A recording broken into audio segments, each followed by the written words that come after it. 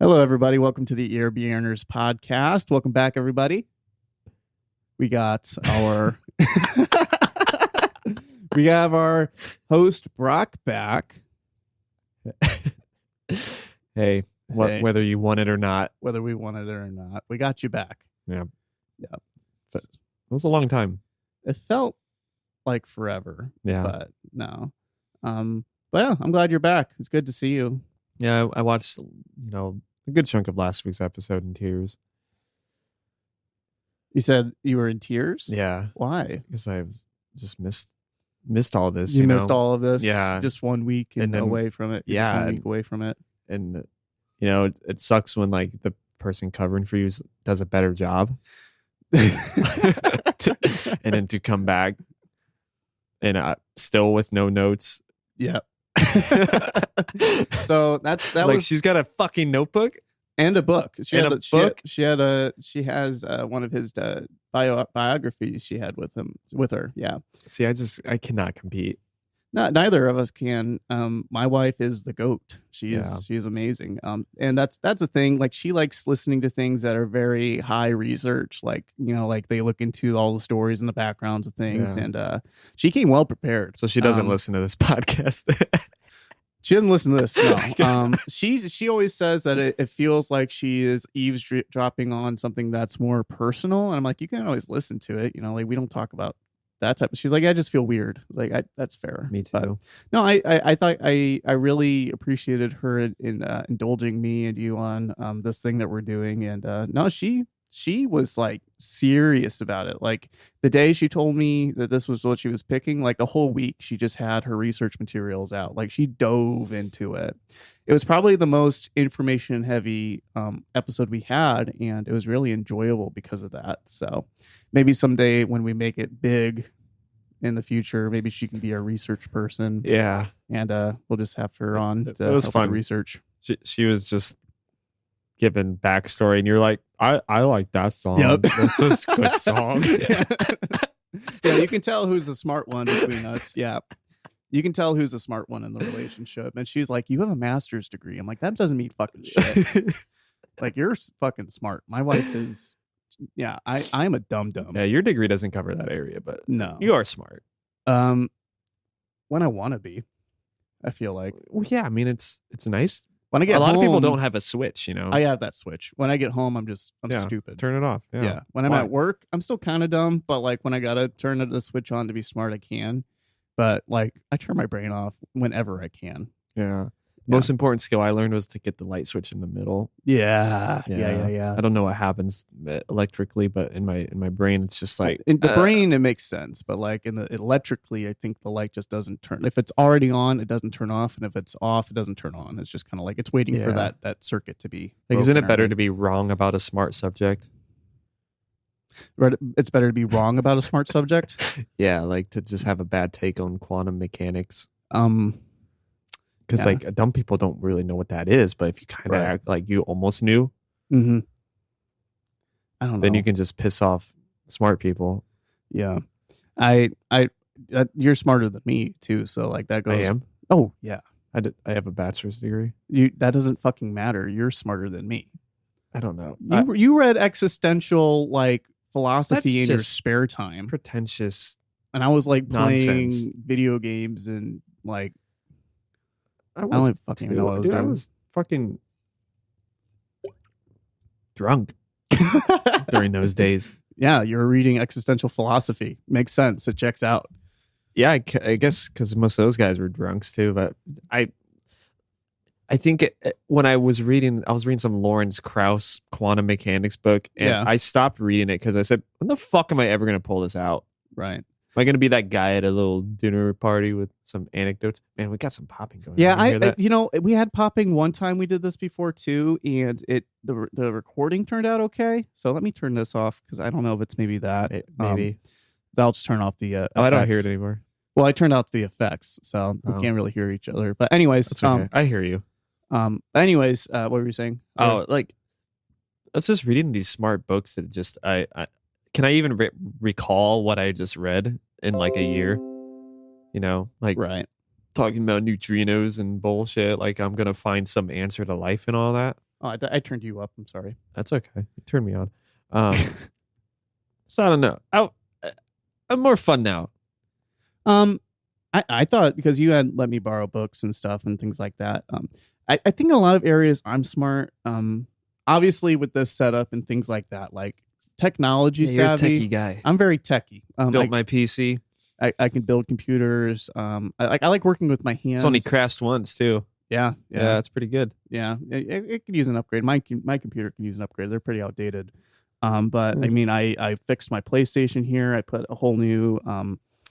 I don't know how fixed it is. It works, but I transplanted a few fuses from a Sony DVD player we have into it, and also put a new spindle motor in it from the DVD player. You motherfucker. Soldering and soldering, and no, like I fixed it. And I'm pretty tech savvy. I think I get that from my dad a bit because he always messed with computers and like motherboards and stuff like that. And I always joke with my coworkers is that I could have been making more money and I should have went to IT because I'm always the guy in the office they call to help with computer problems and I can usually fix it because I know so much about computers. Still young. Yeah, I love IT people. Yeah. I bring the karma home to the family being a social worker, I think, though. So the good karma. Yeah. But I don't know. I think it's just that the burden of being a smart person because a smart man, like we don't think we know everything, right? Because we don't know everything. It's just kind of like the more you know, the more questions you have, the more you know, the more you don't know. And you get kind of caught in that cycle of things, right? My brain is just a fucking trap of useless information. You can tell when someone's dumb because of how confident they are. Yes. I'm good at reading people. I'm very intuitive when it comes to people. Reading. I'll talk a bit about that today too, because I have a crazy story to talk about what happened to me and Jordan yesterday. We were like going rampage mode. Like I like rampage from like Archer. Like yeah. I was like, shoot me up some chemo and I'm going to go like, fuck it. So people up, man. It was bad. Okay, go into that. Were you Travis? Yeah, I think I did turn into Travis. It's your alter ego. I turned those who don't know. Yeah, Travis is either my drunk alter ego or just when I get angry alter ego. Yeah, I like to get Travis to come out. Travis can come out, man. It's fucking awful. But I, before I jump into my story, how was Memphis? Oh, Memphis was good. Yeah, it was fun. Pretty nice weather. Mm-hmm. It was. I haven't driven in many cities, mostly Chicago, but I just feel like that city had like the worst driving without accidents. Like I wanted to make a drinking game out of how many times like I passed a car that was just in the middle of a road with the flashers on. Wow. Like every street I turn on, there was just someone in the middle of the road, like loading something or like dropping something off, like delivery trucks. There was one where it was like in the middle of an intersection and he was just outside talking to another guy. It was like a FedEx truck. Yeah. And I'm sorry, this is the most fascinating part about it for me, but I don't know. There was just the drivers, but it was such an easy city to drive into. But there was literally a guy with his flashers on, turning right with a cop behind him who did nothing. It was hilarious. Yeah. Yeah, but highlight. We saw the Civil Rights Museum. Oh, that's cool. Yeah. And it's in the Lorraine Motel, which is where Martin Luther King was shot from his balcony. So they kept the room preserved, so you get to like go through like untouched, pretty much. So pretty much the untouched. Room how it was. Yeah, he had like two rooms, so you like walk down an aisle and there's like glass and like the actual beds. You can see the room preserved as it was the day he was shot. And they kept the whole like motel preserved like that too. But the museum's inside it. I mean, they went over so much more than just him. Like they went through like the whole movement. So like when the CIA murdered him, pretty much is what you're saying. Yeah, I mean they kept saying alleged shooter, which I thought was odd. The fucking government. Maybe. I don't know. There's so many people that died in the 60s. Yeah. But then you get to go across the street to the building that was the vantage point of where the shooter allegedly shot. Oh, him really? from. So you can see the vantage point. Because you go in like the bathroom where it happened. You can see the window and you can see like it's a straight shot. And they had the killers like all of the evidence there encased in glass, like the gun, his clothes, the bullet they pulled from Martin Luther King. Like they had all of this on display to see. That's crazy. My stomach started hurting in there. Oh my God, that's awful. And they had like the car he drove, like that was like on. They kept that, like they had everything. That's crazy. Yeah. Whose idea was it to do this tour? Was it your? Was it the fam? Like it's kind of both of ours. Okay, you and Rachel. Yeah. Nice. She had a good time. Yeah, I wasn't. She had some spare time because I was probably going to do it by myself, but she was actually available. So I was like, well, let's go together. Have you had an interest of seeing this museum before? I didn't really know much about it, but when I realized that it was a 5-minute walk from the Airbnb we were at, which is just eerie because like I got some like, pour over coffee like a block over from there. I'm like, wow, Martin Luther King was killed right over there. Wow. And I'm drinking this gentrified coffee. Yeah. Yeah. It was like crazy. That is interesting, man. Yeah. That's gotta be a pretty harrowing feeling. Because I know one place I know that I've always wanted to see, not for like the touristy part of it, but like, the historical part of it is to like, if I ever go to like to Europe, I want to go to like, see the concentration camps and like the Holocaust museums and stuff like that. And dude, I bet you that's probably heavy times a million. Heavy. Yeah. Yeah. I mean, I felt really humbled and kind of sick to my stomach at some points in that, but man, I can imagine like to be where that much murder happened. I walk up to like they do like a traveling Vietnam vet wall, and just walking up to those things is like, oh my gosh, like seeing all the names that are on those things. And it's a lot. I remember, I think it was in Chicago, they have one of the steel beams from from the World Trade Center. Oh, really? And they have it like erected somewhere up in Chicago. I think it's Chicago. I think it's Chicago. Why there? They just have pieces of it kind of in major cities, I think, just as like memorial sites for it. And I never knew that they had one. And I remember walking up across it. I think it was with my family one day in Chicago. And it was like, I looked at it and I was like, holy shit, that it was heavy. But no, I'm glad that you're able to do that. And I'm sure it was kind of a creepy kind of feeling being around it. But the history is cool. The history is there. And Memphis is a cool town too. It's so like old, but yeah, I mean, it was fun. It was like a little big town. It was like, it's smaller than Indianapolis. Yeah. So I mean, driving from where we were downtown took like 5 minutes. You go down Beale? We didn't walk down Beale. We were gonna on Friday night, but it snowed. Yeah. And it was pretty rough. The restaurants you and Rachel were posting from on Instagram seemed really nice. Yeah, we were. I'm glad we did an Airbnb versus a hotel because I feel like you got to soak up the culture more. Yeah, Airbnbs, it's hit or miss. Some could be really nice if you get them like in a city. That way you have a little bit more room. It's a little bit more private in a way. You feel like you're in was it a house you were in for Airbnb? It was like a hotel. It was like an apartment. I mean, yeah. We did that in Chicago one time, and that was fun. But yeah, I loved it. It was cool. Yeah, it was pretty chill for nice. me. I mean, I listened to a bunch of music because I got a chance to brush up on a lot of different stuff. So, nice. Yeah, it was good. And driving there, I mean, it was like 9 hours. Did you? Yeah, I'm sure. Yeah, I was like, man, I've been in 5 different states today. Yeah. Like when it said welcome to Arkansas, I was like, what the fuck? I'm in the South? Mm-hmm. But I didn't realize Memphis is like on the tip of Mississippi and Arkansas. I kind of thought I'd go like through Kentucky or something.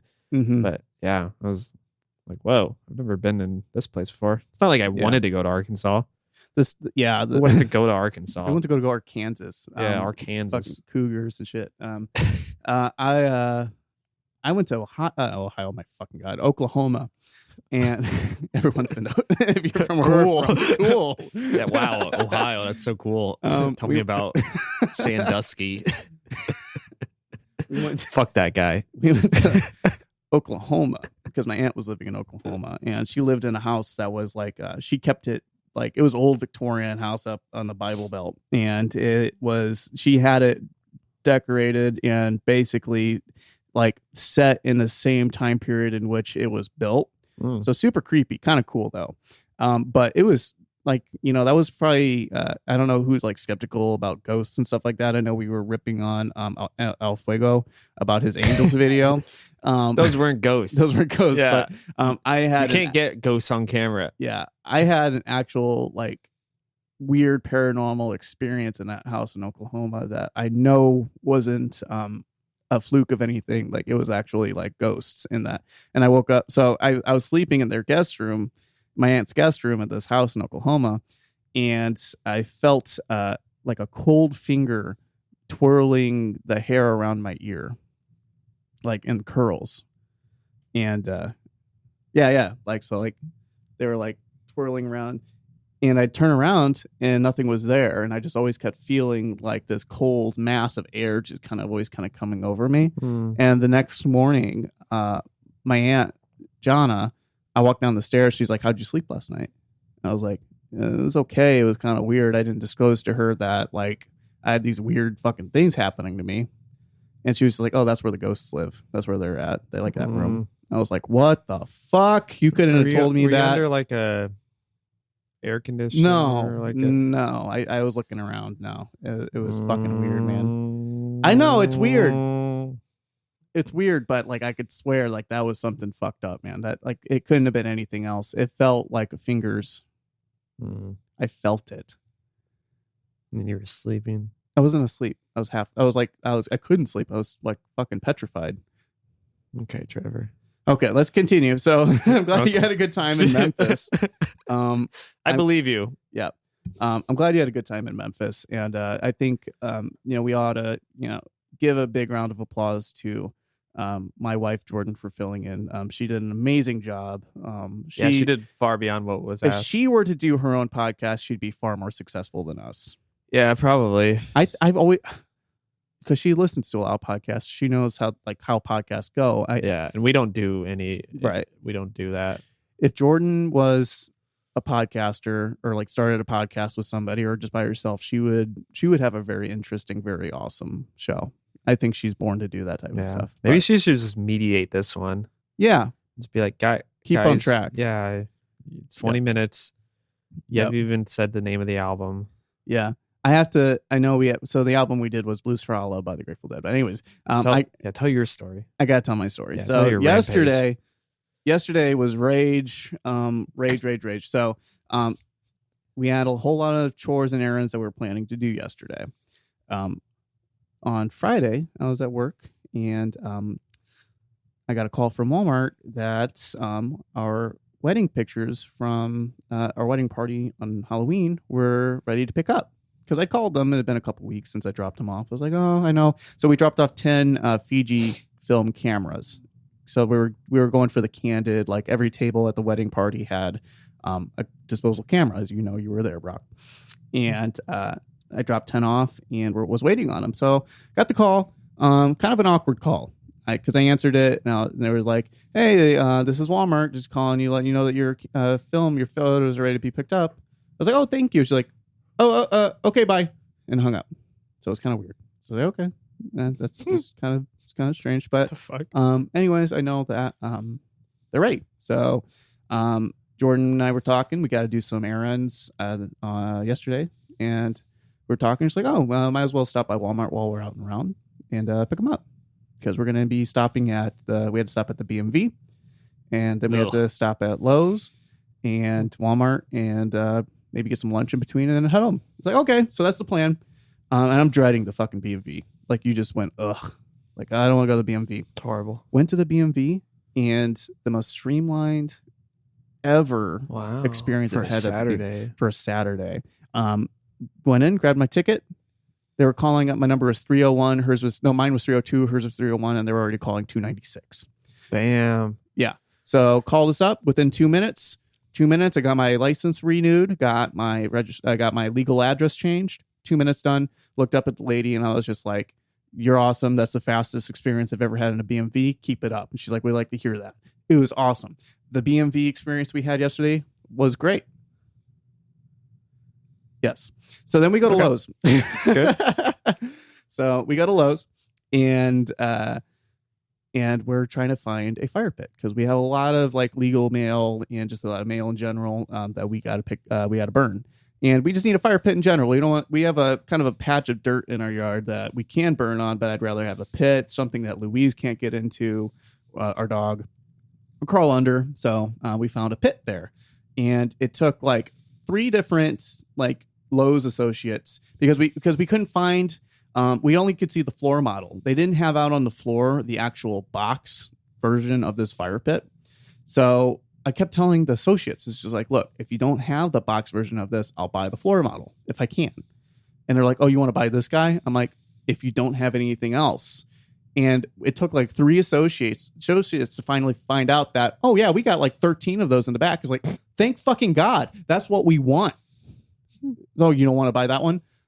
I'm telling you that if you don't have other in boxes, I will buy the floor model. Yeah, because you can't buy the floor model.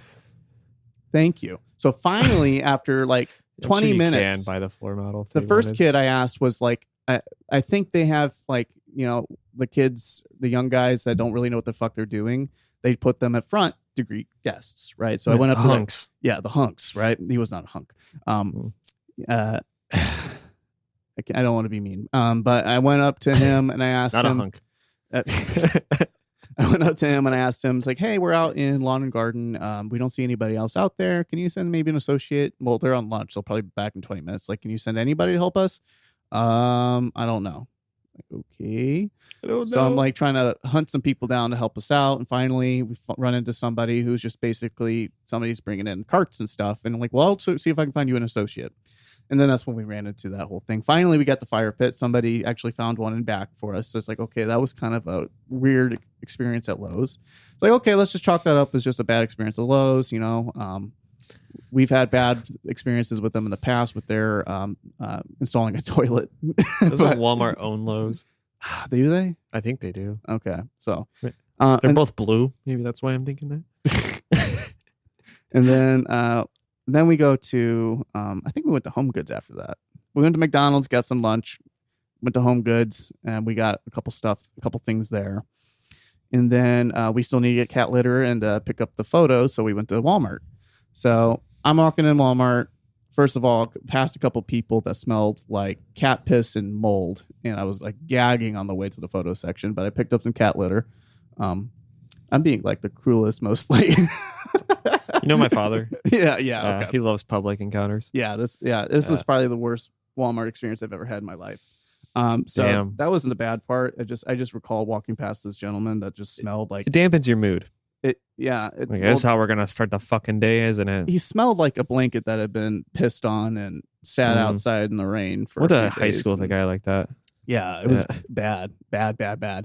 And then I go to the photo section there after I put a couple boxes of cat litter because I kind of walked past it, put it in my cart, and I'm at photo section. And I'm like, hi, my name's Trevor. I got a call from you guys yesterday saying our pictures are ready to be picked up. And they're like, oh, that name's not familiar to us. I was like, what? I got a call from you guys. She was like she looked through their drawer there. They pulled out the drawer. And she's like, what's your last name again? Day. And she's like looking like, start with G? I'm like, a D for day? And she's looking through the different photos and she's like thumbing through them. There's like boxes on the top of the drawer that she's looking at. She's looking at those boxes. She's like, I'm not seeing your name here. I'm like, I just got a call from you guys yesterday saying that you sure you got the right location? Yes, it's this location. And she was like really nervous sounding. Like you can tell that she was just kind of like feeling like, oh no, where are they? It was kind of a strange encounter. And then she asked me, she was just like, what did the person you talked to on the phone sound like? And I didn't tell her at this moment because I was about ready to say like you, because it was you who fucking talked to me because you're acting this way. And yeah. Anyways, she couldn't find it. I'm about to lose my mind because these were 10 cameras. How do you misplace 10 cameras worth of footage? And she's looking in the drawers, just keep looking at the same places. She opens the top drawer. She looks in there. I'm not seeing it. I don't know where it could have been. And she starts saying, well, the night shift probably messed it up. The night shift, da, da, da, da, da. I'm like, but you guys called me yesterday at like 2 o'clock in the afternoon.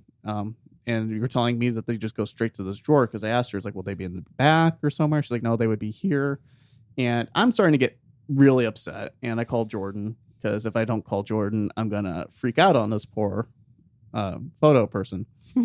And Jordan comes up and she kind of asks the same questions. She's like, this is just kind of strange. How would that happen? Is this normal? She's like, well, maybe shipping just got it wrong or what? I'm like, this just doesn't add up. Anyways, I left my phone number for her and I said, if they turn up, call me, let me know. And I'm pissed. I'm like laughing because that's how sometimes when I get really mad, I just start laughing. So that's scary. Yeah. So I'm like enraged and I'm just kind of trying to laugh it off. And then finally we're in the checkout because I'm trying to check out the cat litter and a couple things. And Jordan's like, let's go to customer service. We'll be able to figure that out. The photo person said, and she did say, like, if you want, you can check the security cameras and see who it was who gave you that call at that time. And I was like, I'm fairly certain that it was you who called at that time.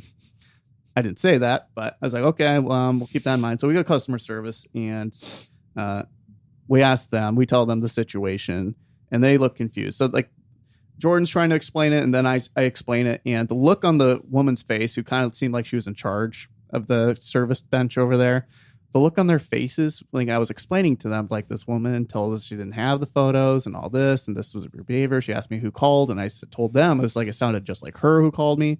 The look on their faces was like a look of knowing. You know, have you ever had that when you're talking to somebody, they're kind of looking at you and they're just kind of like, yeah, like they that like, girl doesn't work there, does she? It's not that she doesn't work there. It's probably just kind of like we probably had this problem with this girl before. It seemed like it's just like so basically.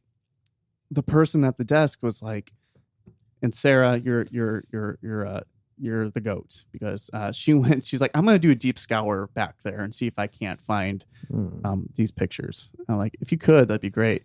She goes back, not a whole like 3 minutes later, she's walking back up to the front with these fucking pictures. And we asked her, where did you find them? She's like, oh, they were in the drawer. So I'm not like feeling any better about this situation. I'm so pissed because this, like, how the fuck? Did she have like amnesia? I don't know. I try to be sensitive to this. I'm not. I'm mad. Okay. I'm fucking raging at this time. And Jordan's like, I think you need to go home, maybe have a drink. I'm like, yeah, that sounds. Yeah, I can drink it away, Trevor. Travis came out, man. Yeah. It was Travis. I wasn't Trevor.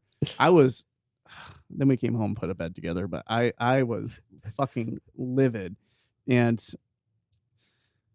I'm usually pretty good with like customer service and like, you know, service people and things like that. But like, how fucking incompetent are you that you can't find 10 films worth of pictures in your fucking drawer and tell me that they're not fucking there, that they never got delivered, that night shift fucked it up. Oh man. You know, Meyer develops photos too. Yeah, we're never going to Walmart again. We're never fucking doing that. I actually again. didn't know Walmart did that, but I guess I shouldn't be surprised. No, we're never doing that again. We're never going to Walmart. That's fine. Again for that reason. I'm sorry that happened to you. I do love incompetent customer service. Like I think that's one reason I was laughing, because it was like what's funny, like the Lowe's one where they're like they're on lunch, they'll be like 20 minutes and you're like, can you find somebody? And they're like, I don't know. Like, I wish I could say that in all my jobs, like at the restaurant. Smooth's like, well, when will the table be available? I'm like, I don't know. Yeah. I think the moral of it is like, and this is something I've always believed, is like, if somebody tells you like there's nothing they can do about it, they can do something. There's something that can be fucking done. Like, ask for like you can sell the floor model. Yeah. You put in the bar. Like you put in that model number and you buy it. Because especially if you can tell that they're not like a manager position, like if anybody, and this isn't to sound like a Karen, because I sound like a total Karen coming out with this story, but like I do, I embrace it. But if it's not a manager in that situation is telling you I can't do anything about it, then find somebody like who can do something, because they can always be resolved. Because we didn't go to fucking customer service that day, we wouldn't have our wedding photos. Yeah. And the kicker of this whole fucking day is that the BMV was the best place you visited. Best part. Yeah. The BMV was the best fucking part of that day. Yeah.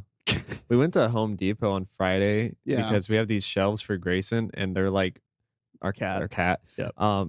And they're kind of slippery, so he's like kind of fallen a couple times. So we want to get some carpet to like glue on there. Poor guy. Yeah, whatever. He jumped. Okay.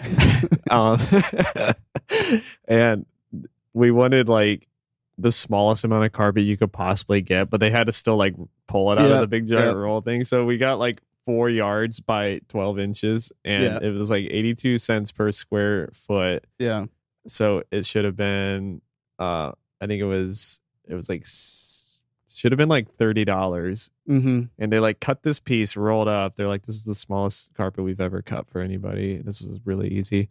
And they like write down the shit on this like paper, like the price and everything. And I like bring it up to the front person to like ring it in.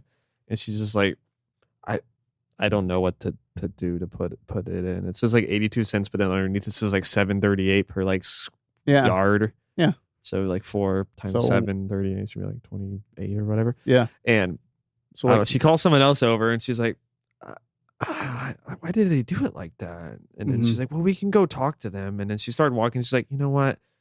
No. They were gonna put like 82 cents in for some reason, and they're like, I'm like, well, that ain't right either. And we were like, it's 4 yards. And she's like, well, I don't know how to put it in. And then the other lady's like, just give it to them. So we just walked out with a free with a roll of carpet. Oh my god! Because they didn't know how to ring it up. What? Rachel and I were just like, okay. Like, and then we were out in the car and like, are we bad people? She's like, this is a chain store. No, this is a corporate America. I'm like, okay, yeah, you're right. It's like, I've never heard of something like that. They just gave us fucking carpet. I was like, gonna be like, I'm about like $50 today for fucking for more carpet than I need, because they can't cut less than that, because I only needed like 45 inches by 6 inches, and they had to give us 4 yards by 12 inches, which is really long. So I was happy. So that was a good day. That's there you go. So yeah, box stores, man. Go to Home Depot, I guess. Yeah, I was just so that's good incompetence. That's good. Yeah, you get something from that. Yeah. Magically pulled your photos out of their ass. Yeah, I was gonna talk to my parents last night about our photo debacle. Do you believe that like that's how you had to do it all the time before phones? Yeah. Well, I'm sure that they knew what they were doing then, I would hope. I don't know, man. I don't know. Remember last 70 show of Leo? He ran the photo store. Mm-hmm. What if this girl was like wanting to keep the photos for herself, and that's why she didn't want to tell me that they were there? Like creepy, like I want to see what this guy's photos are, dude. Like, and then I want to like stalk him and then wear his skin or something. Did you watch that Nathan Fielder episode on the computer repair company where he hires only asexual people, so he knows they won't go through people's files? It might have been a situation like that.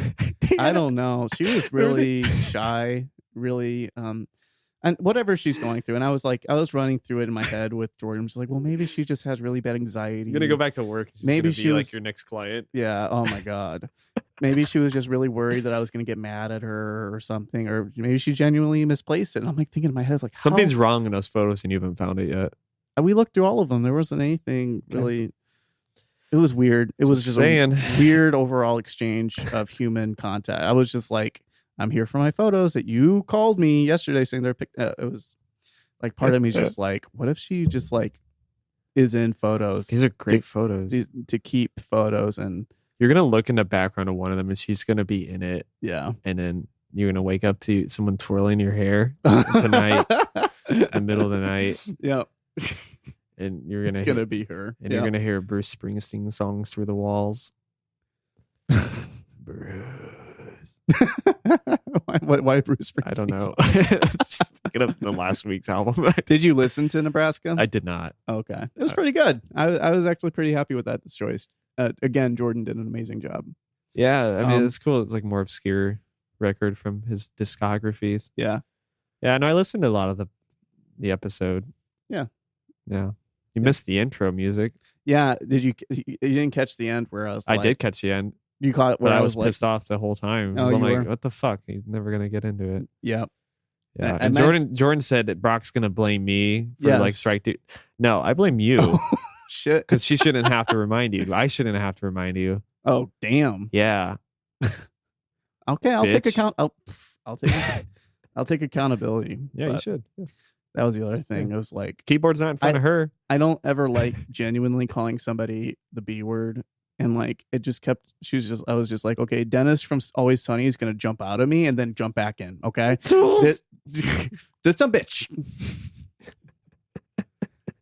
I was so mad. I was so mad. I went home and got a gin and tonic, and it put a bed together. And just drink it away, buddy. Man, it's not good to numb. It's not good to numb. But I was so mad. Yeah, whatever. Who says? Mad. Who says? But anyways, let's go ahead and get into the show. So, I guess I can roll the intro music. Yeah, if you want, or okay. Who cares? You're so passive. You're so passive. Who cares? Yeah, whatever. Remember in that episode, Nathan Fielder, when the owner had to use the bathroom, and he's like, he had to put him like they had to like contain the laptops because they're like, this is a sexual being, so he had to like walk through the asexual zone. Oh yeah, that was a good Fielder. One. Yeah. But yeah, Grateful Dead. Trying to think if there was anything else that happened since we last saw you. We'll definitely have to show you some of the really good pictures. I showed you the one of you and my dad, but I gotta show you some. I want to see them, motherfuckers. Yeah, so the Grateful Dead. This is our first Dead album that we've done, and I love the Grateful Dead. And our background here is actually a tapestry that my parents got for me at a Dead and Company show. You guys can't really see it, but it's Bertha. It's really nice. You guys should see it. Yeah. I'm not gonna show it to you. I'm a big Dead fan, and honestly, this was kind of like you texted me. I was tired. You're like, "What the fuck are we gonna be listening to, Trevor?" And you texted me a couple times, and I was just like, "Fuck it, Blues for Allah, Grateful Dead," and that's what we listened to this week. So, I've listened to this a few times already, so I was fairly familiar with it. Especially a lot of these tracks are pretty big staples of their live shows. Probably some of my favorite songs that they play live, honestly. And then a few of these are ones that maybe they played live back in the 80s, or like when it was first released in 75, and they never really touched or toured with again. But yeah, you can see why. Yeah. Well, we can jump into that too, but you can clearly see which tracks on here are like the more listened to ones. And this is the 2013 remaster that I'm looking at right now too. But Blues for Allah. So what were your thoughts on this? I'm definitely familiar with the songs. Yes. On this, it's probably my favorite suite is the first three tracks. Oh yeah, I guess. That's their kind of the Help on the Way Slipknot. Yeah, Wrigley, didn't they just go? Yeah, they went from.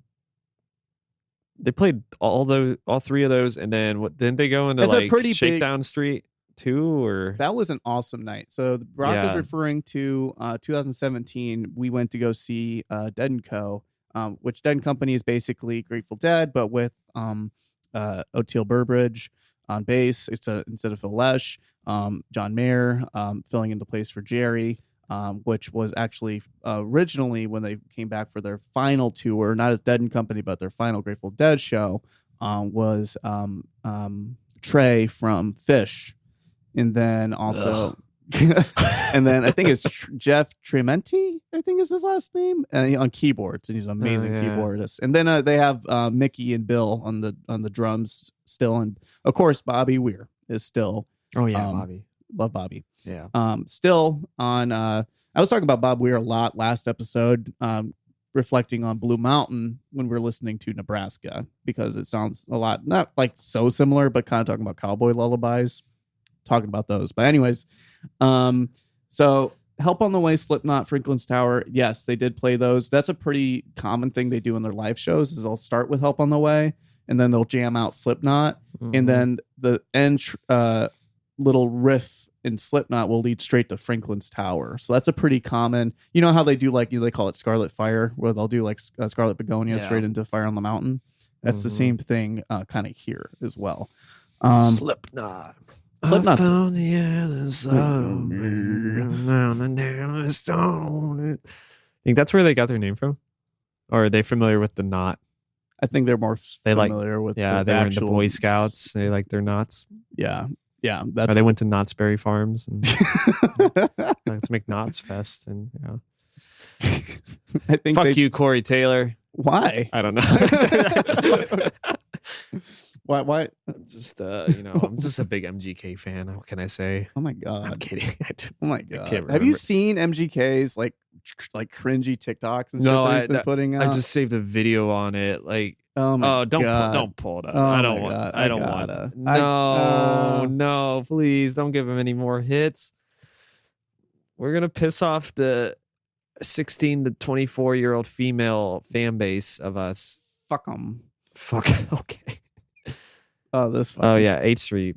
I just saved the H3 video to my. Oh god. Fucking MGK. Why didn't rock stay dead? Solar panels? That's my question. We were doing so fine without rock music for the past 10 years. And all of a sudden, he's like, I'm getting a pink guitar. I'm going to be in an empty pool. What the fuck is this? This is what I want. Oh, some E-News. Like, oh, yeah. Travis Barker. Yeah, Travis is just undoing any, like, greatness he ever did. Yeah. And then people are like, oh, you're just a crusty gatekeeper. Yeah.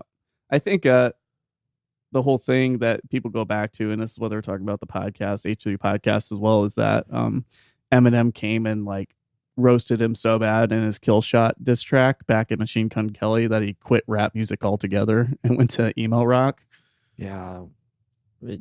Thanks, Eminem. It's probably one of the best Eminem tracks I think that's come out in a while, honestly. Probably. It's pretty good. Did you listen to it? Yeah. Yeah. Eminem, like, Rap God's a good song. Yeah. But like Eminem's music kind of sucks lately. He's a good feature though. Yeah. Still kind of kills in that department. Machine Gun Kelly clapped back in a super sarcastic TikTok he uploaded on Thursday, where he digs into. What's he doing? Do you think he has enough holes in his nose?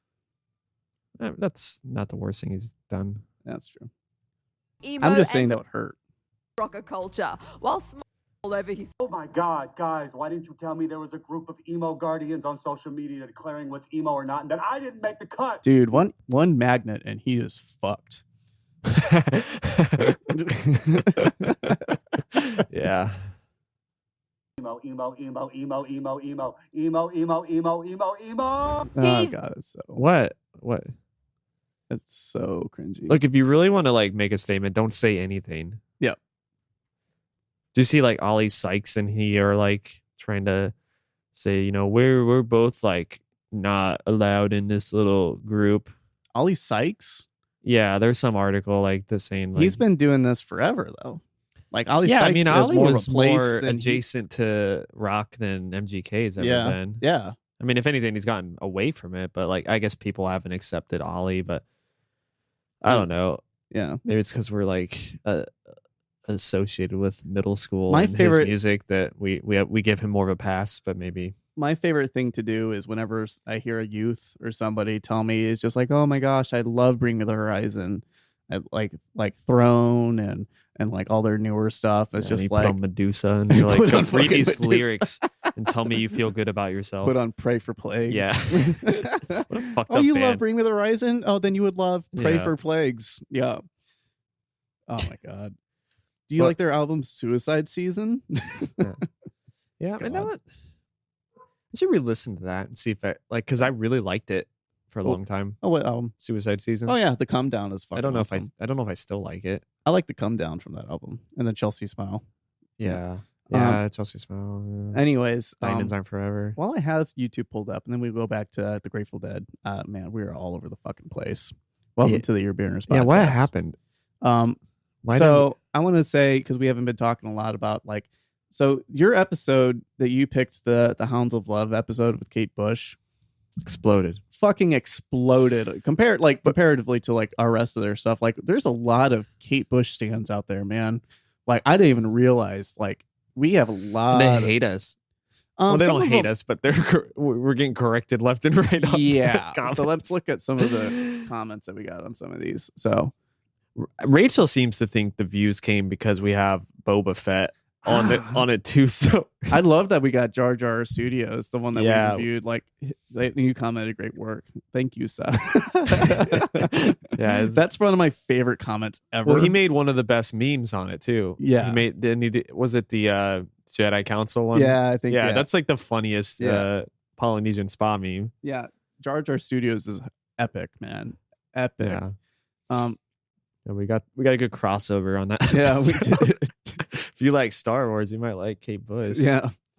Yeah, this one, Barbara Roberts, we made mad. You did not cover all the ones. And then Waking the Witch. We kind of did, though. I corrected Barbara. I at least talked about I didn't talk about the story. Yeah, but we I don't take notes. Yeah. It's my memory. We both said, we'll listen to it some more. And yeah. We did not. We didn't. We did not. I didn't have to. Who has the fucking time? Sorry, Barbara. But thanks for commenting. We do appreciate it. Yeah, we love you, Barbara. Thank you. And then this person, M. Velis, Waking the Witch is one of the hallucinations the character lost to see, so giving us a little bit more. The helicopter knew the ending is a recording from the Pink Floyd's The Wall, which her Floyd friends let her use. So I guess she's friends with Paul, not Paul, David. David. Yeah, I do remember hearing that. I did not say that. Or, what got me is the whoever said it's not from Nosferatu, it was in it. Yeah. You know what? Sorry. Okay. Yeah. Sorry. My bad. Where's that comment? I'm not seeing it. I don't know. Yeah, right here. Yeah. The corals in Hello Earth was used in the movie. Actually. So I'm being really hostile. The movie Nosferatu, but I don't think I saw your reply. Damn right. It is a actually, it's folk not song called Zings Zakara by The Spring. Yeah, that's funny. Everything's from something. Sorry, true. Maybe if it popularized it. I mean, yeah. We're getting into semantics at that point. But this episode in particular took off like crazy, man. People love there, and in comparison, King Gizzard did better, but the Psy and the Cowboy Tears did bad, and then people. Maybe if you take Oliver Tree off that one, we might get more views. Yeah, they So then we have the one with me and Jordan, and Stolen Valor. Sherry. Thank you so much for the lovely comment. I think Sherry was trolling. Oh no, you think Sherry was trolling? Yeah, you think she was trolling? I don't know. What do you think? I don't know. If she'd said Brooke, maybe. I don't know, but I love revisiting this album with you. Brock did her research. Great job. You sent that to the group chat with me and Jordan in it, and a few of our friends. Stolen Valor, man. What can I say? I love Springsteen. Yeah, did my homework. I was feeling good that day. Yeah. Jordan did such a great job too. That would be the only comment. It's not an alt account of mine, I promise. Oh man, but thank you everybody for the love. We're almost at 900 views on our YouTube channel. Oh wow, which is crazy. We're almost at 1,000 views. It's just funnier knowing the history of Jordan and I that would be the one comment. Yeah, that is so funny. Oh my god. Okay, so let's go back to Blues for Allah. I just need Blues for Allah. Blues for Allah. So. Of course, help on the way. I think me and you've talked about this a bit, and Blues for Allah is one of their weirdest, yes, but it's also one of their first written on their first. I think it's their third album that was written on their own Grateful Dead Productions, their own studio. So I think that maybe gave them a little bit more freedom to be a little bit out there, a little bit more bizarre. Yeah. I think the recordings on this is actually probably the cleanest, more probably the better studio stuff that they've probably come out with, I would say. Yeah. Anyway, I always have to like. I feel like I put Working Man's Dead and American Beauty on this like separate shelf when I'm like comparing what my favorite album is. Yeah, I like Working Man's Dead. Yeah, because I mean, I don't think there's any skips on those albums. Where I feel like everything else, there's like a couple skips. You're not gonna listen to Terrapin Station straight through, probably. You're probably I could not tell you anything other than Estimated Profit. What's on that album? Estimated Profit, Terrapin Station. Yeah, like you hit those two. American Beauty, you can probably play from the beginning and go through it. Yeah. Working Man's Dead's probably. I think I like that better than American Beauty, which I think that's probably a timeless debate. Working Man's Dead does have a lot of good tracks on it. There's some bangers on that. Got Easy Wind, which is probably one of my favorite Grateful Dead tracks. It's probably the bluesiest. Yeah. Let me see. Yeah, Working Man's Dead. Working Man's Dead, Uncle John's Band, yes. High Time, Dire Wolf is a great track too. New Speedway Boogie. Yeah, fucking banger. Cumberland Blues. Yeah, this album is... Yeah, that doesn't... That has no misses. No, this album is definitely a fucking masterpiece. And a lot of these live are amazing. Easy Wind, especially with John Mayer playing Easy Wind. Love or hate John Mayer, he's great on that track. Uncle John's Band is probably one of the first songs that I really got introduced to me. My mom was a big Deadhead growing up, and every once in a while she would expose it to us. But we were playing Rock Band. If anybody doesn't know what Rock Band is, it was a game kind of like Guitar Hero, which had the drums and guitar. You can play bass, you can play vocals, and that was something that my dad and me and my siblings would all play together. And one way we got my mom into it, we were on the store on the PlayStation, and they had a whole Grateful Dead song pack. Oh yeah. So we downloaded to it, and we got Uncle John's Band, we got China Cat Sunflower, we got Casey Jones, a whole bunch of different Grateful Dead tracks. So like my mom would finally start playing with us on Rock Band too, because we had Grateful Dead, and we'd play Uncle John's Band all the time. It's probably one of my favorite Grateful Dead tracks. It's a lot of fun. I remember they played it at Wrigley when we went, and I'm trying to remember. Because they started it and then they ended it and went on break. Yeah, and then they went back onto it. I think they went into it after Dark Star, I think. It was like a weird, trippy thing they did with it. Yeah, because they opened with The Music Never Stopped. Yes. I remember that. Yes. Yeah.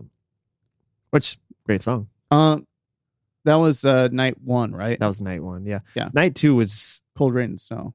Yeah, night two was... the chiller of the two nights. Yeah. Night one was like they literally pulled out like damn near every favorite song of mine. Yeah, night one. Yeah, because that was when they pulled out Help on the Terrapin Way. Station. Dude. Yeah, they pulled out Terrapin. They pulled out. That felt like a super long show. They went because they so played hard that night. They did. Let me see if I can pull the actual lineup of that, because I know it's on Spotify. It's pull that shit up. Yeah. It's one of my favorite concerts of theirs that I've seen. It was better than Alpine. Yeah. Yeah, sometimes I find myself really enjoying their early stuff, but like I can't ever say it's like the best, like Anthems of the Sun and like what's it, Axorama, because I love Cosmic Charlie. Or something? Yeah. The Cosmic Charlie song I love, and I never play it these days. But I guess Blues for Allah, I like appreciate it within the context of where they're at in their career. Because like, I don't know, I feel like the last song is such a chore to get through, but then when I compare it to like the prior two albums and like how commercial they were, and I'm like, God damn, they really went batshit crazy on this song. Yeah. Like, there's a reason they don't play it anymore, but I did find a couple like times where they played it live, and it was fucking awesome. Like they made it like 30 minutes, and they had like, they almost went into drums like in the middle of it. Yeah. Like it was an awesome jam session. So I kind of like how it evolved in the live setting, but man, is it fucking weird. Yeah. I like the jams. The Gregorian chants. Yeah. Because like I feel like I'm listening to KO Dot at that point. Like some of their weirder, like acid jazz shit. Yeah. So this is the first night that we saw them.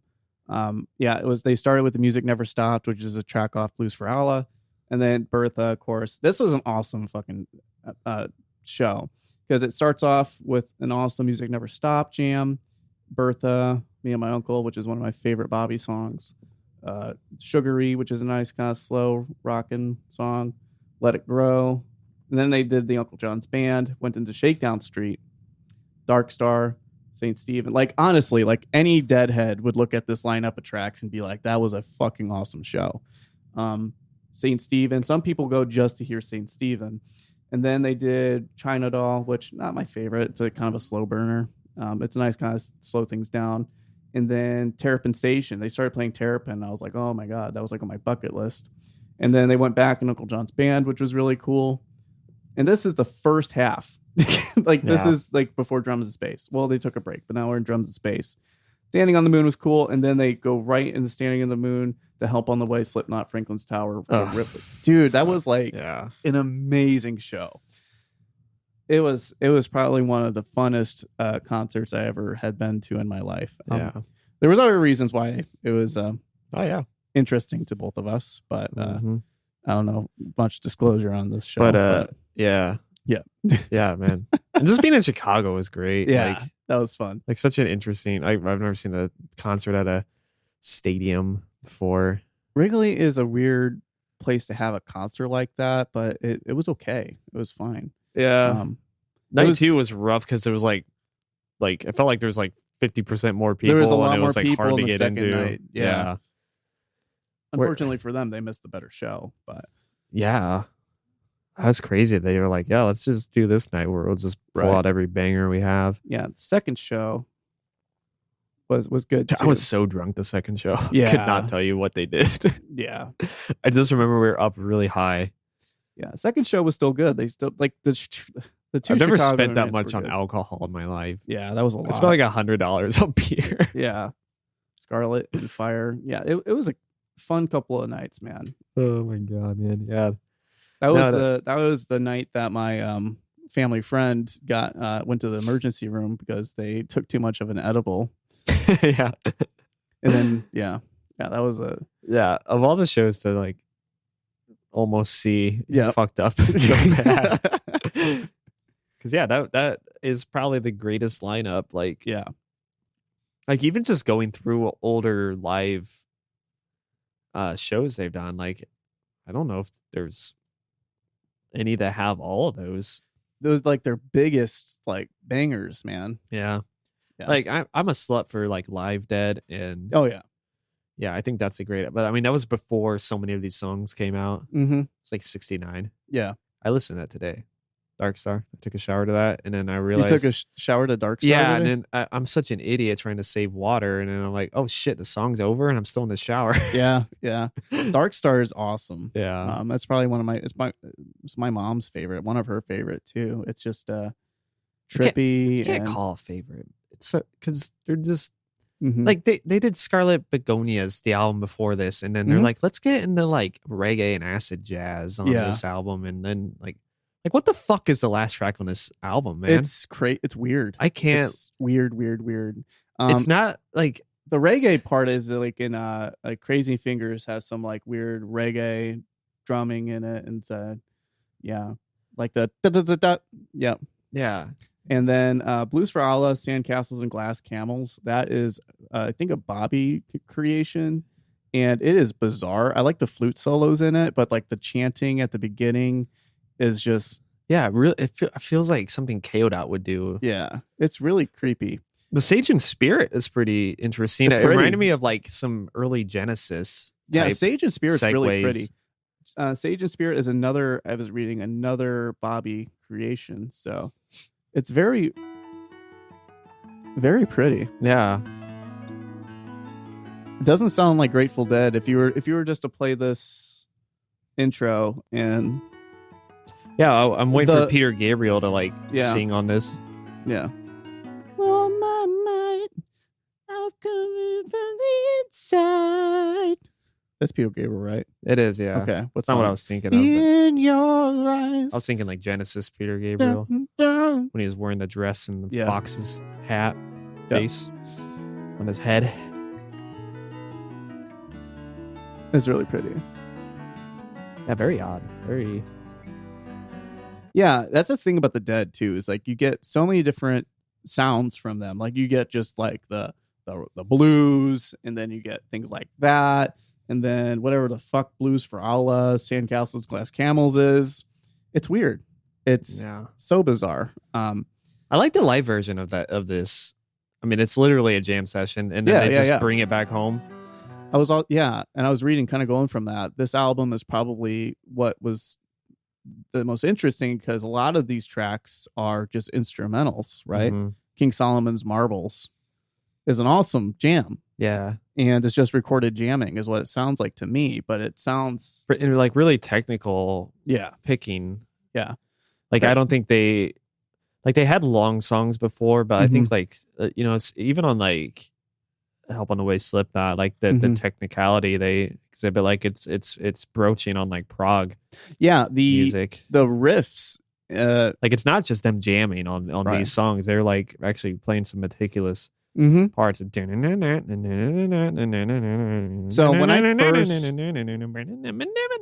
when I first listened to Help on the Way and Slipknot, as a guitarist, I was like, I must learn how to play those licks. Yeah. And they are tricky, man. And they're the doom ba ba ba bum bum bum boom ba ba doom bum. It's a lot of fun to play once you get it, but it takes a minute. And I can play. This is Help on the Way, and it's one of my favorite Grateful Dead tracks. The bass lick right there is really cool.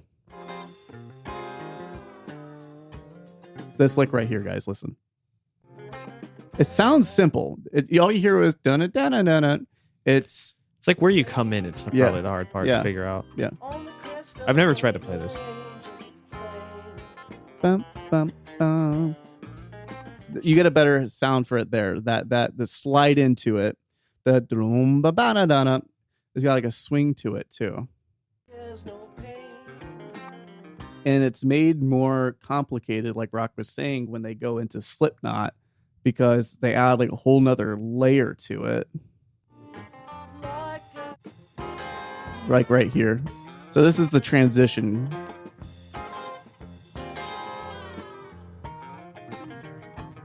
And it's so there right here.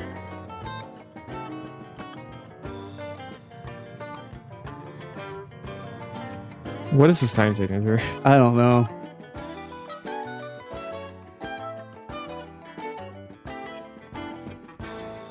The first time I heard that, it was such a awesome experience. It's simplistic, but it's also technical, and I don't know. It was just really cool. That really kind of drove it home for me that like this band is like it's just an awesome moment. I know that was gibberish, but I can't. It's okay. I can't even.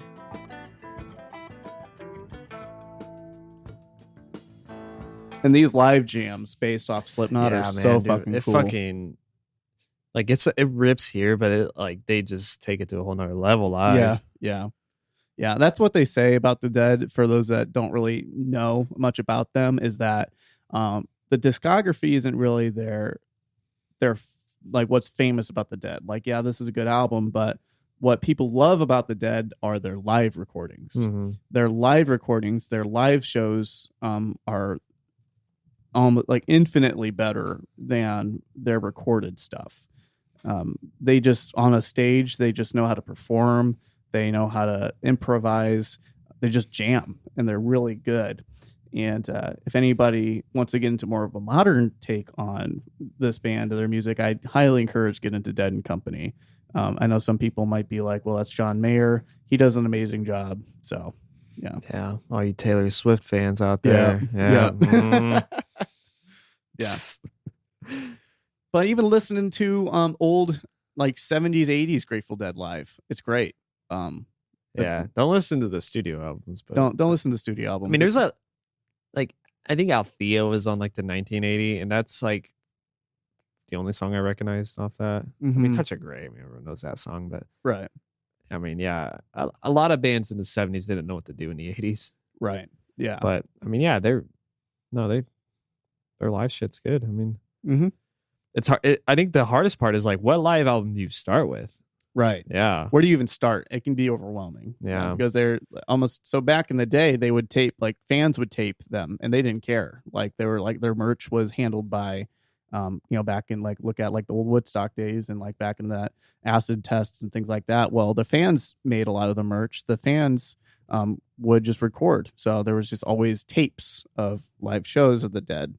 And there's even a website that I think that has like all of them logged, I believe. You can just go online. Yeah, I think so. And pull up like any Dead show back in the day that you want and listen to it.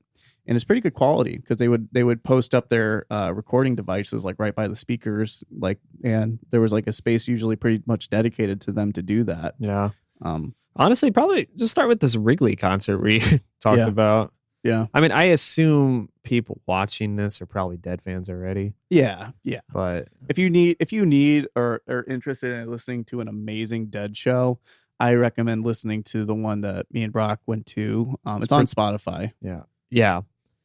Unless you want Jerry, then you got to go back in time. Maybe live Europe 72. I think that's a pretty high rated live album. Yeah. Or I'd say Live Dead, but I mean, Dark Star is a vibe. I don't know if it's a song. Yeah, it's a vibe. Yeah. But I think Europe 72 might be a good place.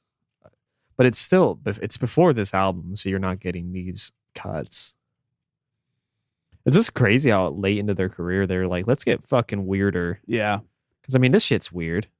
Yeah. I mean, Cosmic Charlie.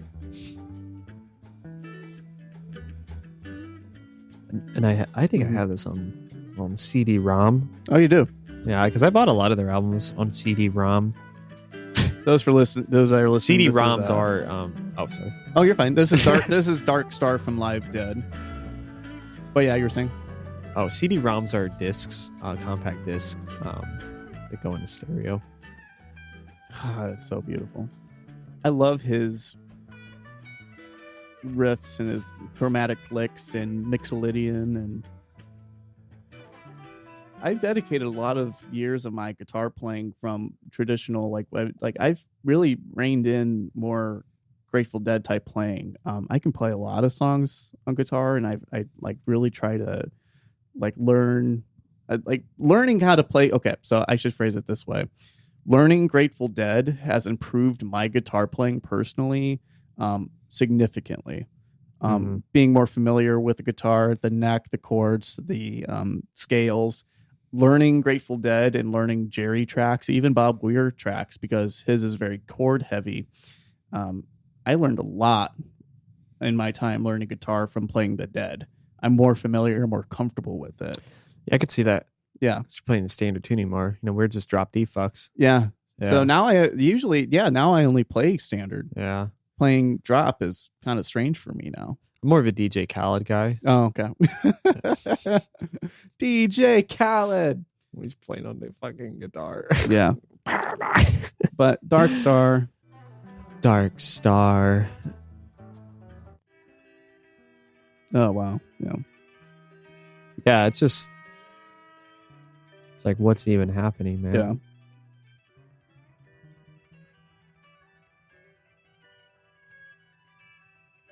Yeah, I can't say Blues for Allah is my favorite just because because Blues for Allah, the track is not. It's enjoyable insofar as comparing it to where they're at in their career, and I don't know if that makes it a good song. Okay, because it's just so. It doesn't pay off that well, I think, and I think when they play it live, it does. What is that?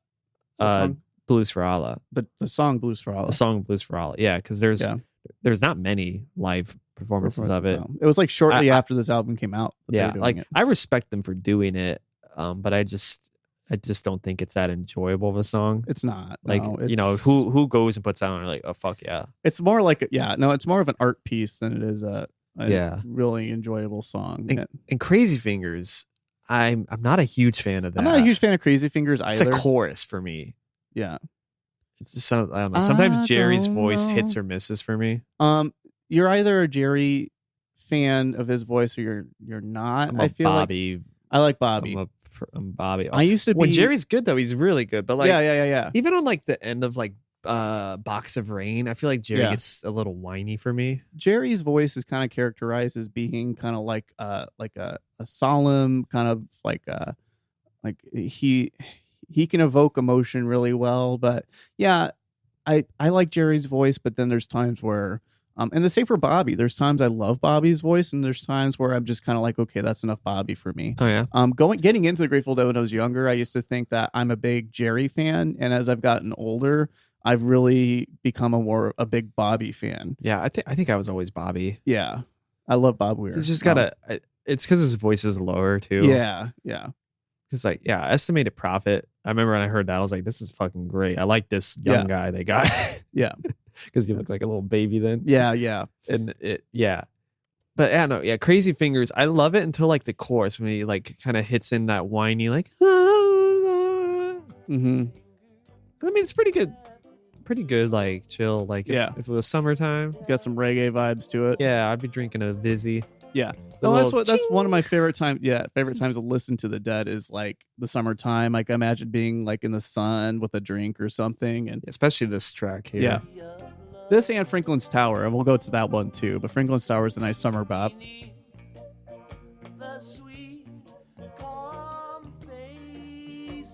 Yeah, like I don't mind this. It's Yeah. the chorus for me, wherever that fucking thing is. Right here? No, yeah. It was before that, or no? Right here. Yeah. What's that note for me? Mm-hmm.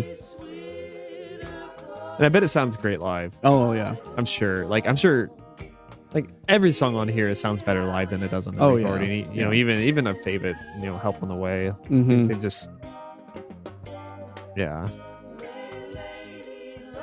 I like that little lick. Yeah, that part's okay. And then like the I'm sure they do it earlier in the song, but I was listening on the way over here, and like the last like minute, Mm-hmm. go to that because I love what they do, like rhythmically. Yeah, like whatever, like there. I don't know. I like this. Yeah. That's cool. It's like a really good like Mm-hmm. Extrapolation on reggae. Yeah.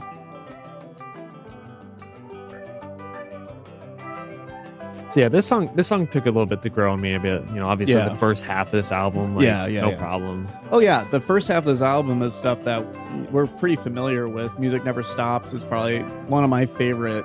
Listening to Music Never Stopped on this was fun for me because I didn't know that they forget about the female vocals. The female vocalist. Yeah, you're expecting John Mayer. Yeah, well, that and or Jerry and the saxophone that's in it too. Yeah, the saxophone's really cool sax too. Is awesome. The Music Never Stops is probably one of the funnest songs in their discography. I love the bounce to it, the fun lyrics to it, and I really enjoy the chord changes in it. And I love when. Sorry, go ahead. I'm so sorry. That's fine. But that they started that Wrigley night. I was just gonna say that it was because they like a lot of bands like.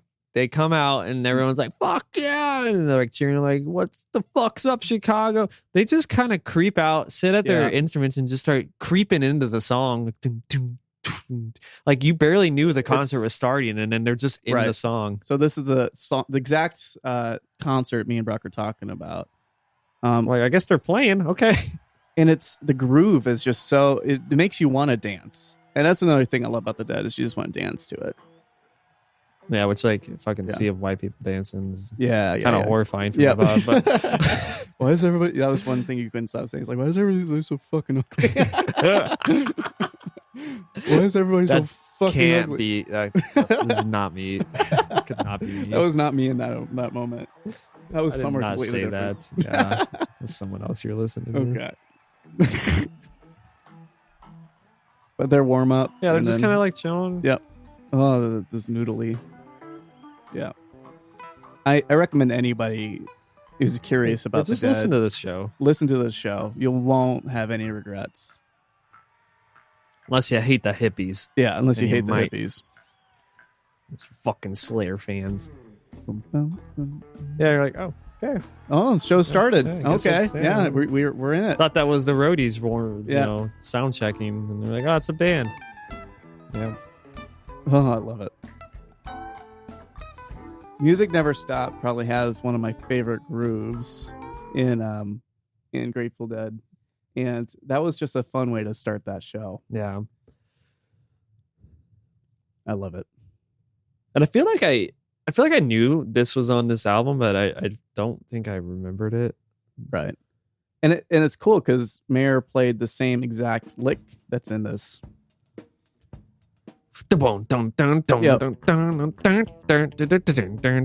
Very superstitious. Writing on the wall. Oh shit. Jerry goes in on that, and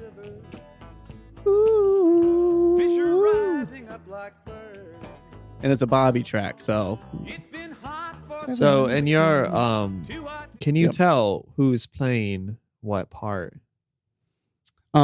Instrument wise, yeah, like who's playing that? Like that you're like, rhythm I line? know who's playing that riff. I know who's playing that riff. Well, that I think Bobby probably has a lot to do with that boom, boom, boom, boom, boom, boom. Jerry's more the noodler. The noodler, and I think also Phil is probably playing a lot of that bass line there too. The boom, boom, boom, boom, boom, boom. Yeah.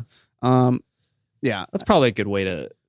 9 times out of 10, you're probably right. Would you say if you're like, well, if the noodly guy is probably Help on the Way though, I can't tell who Help on the Way doing what because they're both kind of playing the same thing. I think it's basically the same. I think Bobby's probably playing more of the root chords. Yeah, he was the chord guy. Bobby's pretty well known for his very unique guitar, like the way he plays his acoustic is very unique, I guess. I can't really explain it, but like he is like everybody has their own feel, everybody has their own way of doing things, and I guess Bobby's way of playing guitar is not the norm. Yeah. But the way Bobby practices his chord patterns to that of like jazz pianists, because he was listening to I think it was I can't think of the trumpet player, Miles Davis. Yeah. He was listening to Miles Davis and he was like, I'm listening to the way that the piano player is complementing his chords to the way that Miles is improvising over it. And so Bobby was like, I'll do that for my chords underneath Jerry's soloing. So much of the way that Bobby plays his acoustic is the way that like a jazz pianist would play behind a soloist. And fun fact, Bobby has 12 fingers. Yeah. Yeah, the fucking chords he plays, man. Yeah. He uses his thumb too. Yeah. I think Hendrix does that actually. Yeah, uses Don't play Hendrix sometimes. though. Yeah. Oh yeah. We can't play Hendrix. We can't play Hendrix. We learned that the hard way. Yeah, we had to mute part of our show. It was like half, like you barely played the fucking song. I know all of our shit gets copyrighted. I know we're not supposed to be playing music, but like that got taken down. We got taken down, man. We played 1 second of fucking what was it? Foxy Lady? Fire. No, Fire, yeah. We played like 1 second of Fire, and then it's like I didn't realize they're such pricks, but oh my god, man. We've been getting away with it so far. Like, yeah, we can't monetize any of this shit. Yeah, well that's fine. That's fine. We're not here to make money off of it. I do remember there was that Andre 3000 biopic on Jimi Hendrix, and they did not secure the rights to the music. It was that difficult. Yeah. Yeah.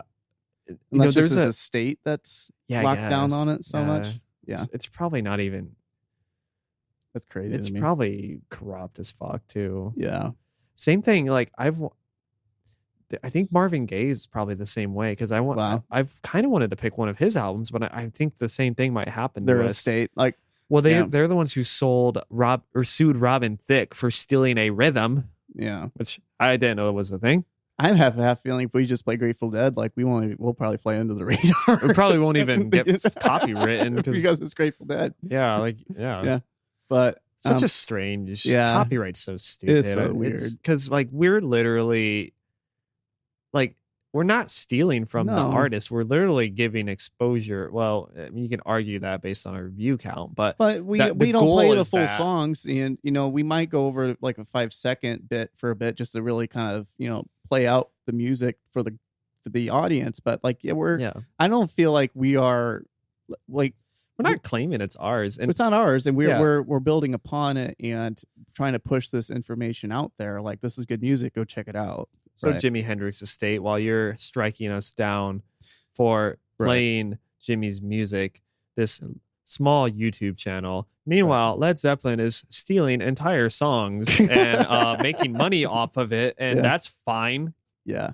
I think, and then it gets into the weird concept of fair use, where it's like some music, like what you do with the content, if you add to it, it falls under fair use. Like, I don't know what we're doing. Are we reactionary? I don't know. It sounds reactionary to me, but it's because Jimi Hendrix said, well, he said he's heard the song before, so it's not the first time, so he can't react to it. Music is so much different, I guess, and fair use doesn't really fall under, I guess, what we do. But you hear people, like, you see videos on YouTube of people just like their faces in the corner of the screen, kind of like what ours are, and they're just listening to a full music video or full album, and they're just like this the whole time. They're just like, oh, cool, yeah, and they're like literally adding zero commentary onto it. Oh, yeah, like they're not. Just, you're literally playing a song. You're just playing the song, and you're like going, YouTube face. Where we'll play just like maybe a 10-second clip of a song, talk over it anyways, and just listen to it. And because it's good music, and we would like others to know about it as well. And I don't think copyright like actually does anything for the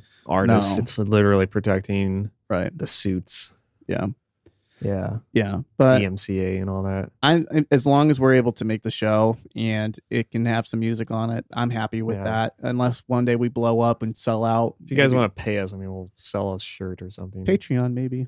Yeah, we don't got enough people merch or whatever. Or, Patreon. If you want the raw, uncut ear burners, 4-hour episodes. Yeah. Behind the scenes. The moment I arrive at Trevor's house. Yes. Filming it all. It's me petting his dog. Talking to my wife. Talking to his wife. Talking to your cats. And chasing my cats. Chasing your cats. Trying to find Pip. Where is Pip? Where the fuck is Pip? Anyways. Pip. So we talked about quite a few of these. One that we didn't get to, strangely enough. Yeah. Oh, fuck you, Windows. What didn't we get to? It's Franklin's Tower. Oh. It's probably one of my favorite songs to play. I love this. Never heard it. You know Franklin's Tower. You know Franklin's Tower. Why are you playing like that? I don't know. This has been funny. What? You're so funny. Why you gotta be so cute? Stop laughing so hard. This is a nice summary bop. I love Dead & Co.'s version of this. And what was that? I just saw you like rolling down my window. And the breeze as I'm drinking my seltzer. Yep. I like Jerry in this.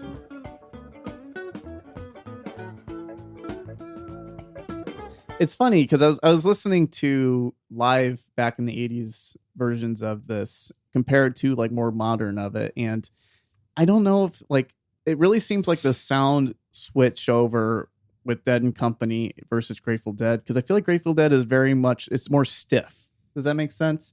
It's more like in a live setting. Yeah, even in a live setting, it's more like on the like da da da da da da da da da da da. I'll maybe Boppy over here, but da da da da da da. And they're then like blitzed out of their mind in these times, so maybe they're like that's the only thing we can hang on to. And then like in like Dead and Co, it's more like it seems like it's a little bit more stiff to the beat. Yeah, but I feel like if you're playing the same song for 40 years, you probably are like, let's change up, switch it up a bit. I mean, even me playing my songs I wrote a couple years ago, like I don't play. I add so many more notes. Yeah, because I'm like, wow, that's kind of boring then when I was 20. Yeah. So maybe they, and it's not the same drummers anymore, right? Mm-hmm. Is it still the same drummers as the original lineup? On Dead & Co? Yeah, it's Mickey and Bill. Oh, I thought Mickey left at some point. I thought Mickey's still there. I don't think he was on this album. Didn't he leave for like a portion of the 70s?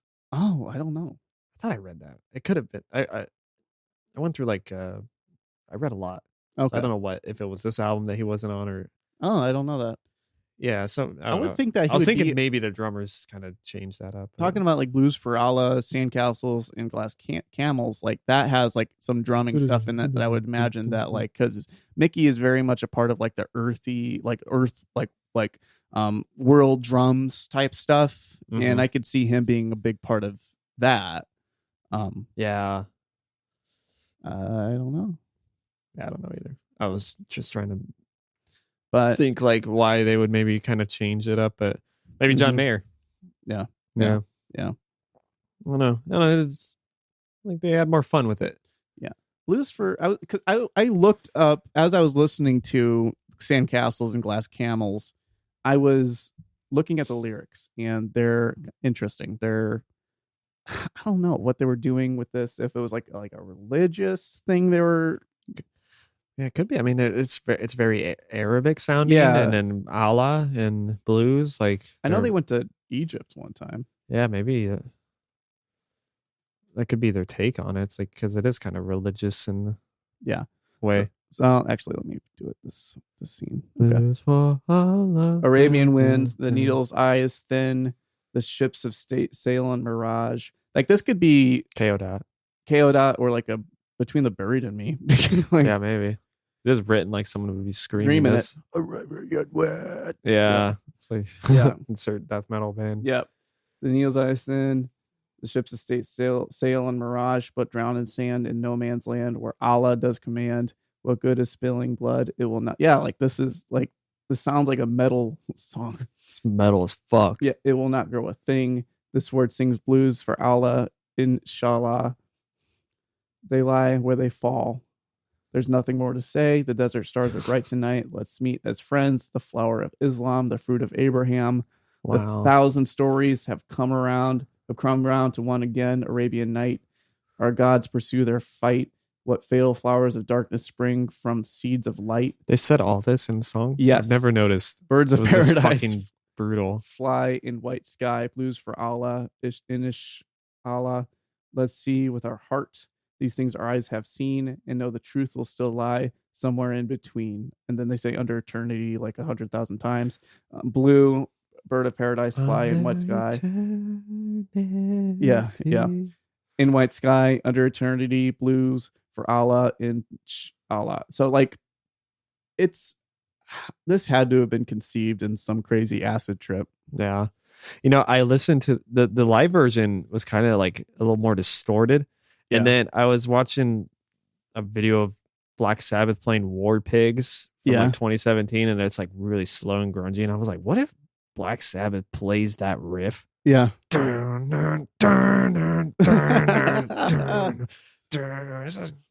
be crazy. Ozzy sings about the devil. Yep. Yeah. I guess it's like it's very subversive song. Like, because you think it's gonna go into like a nice groovy thing, but then they're like it sounds like I'm in a school play. Yeah.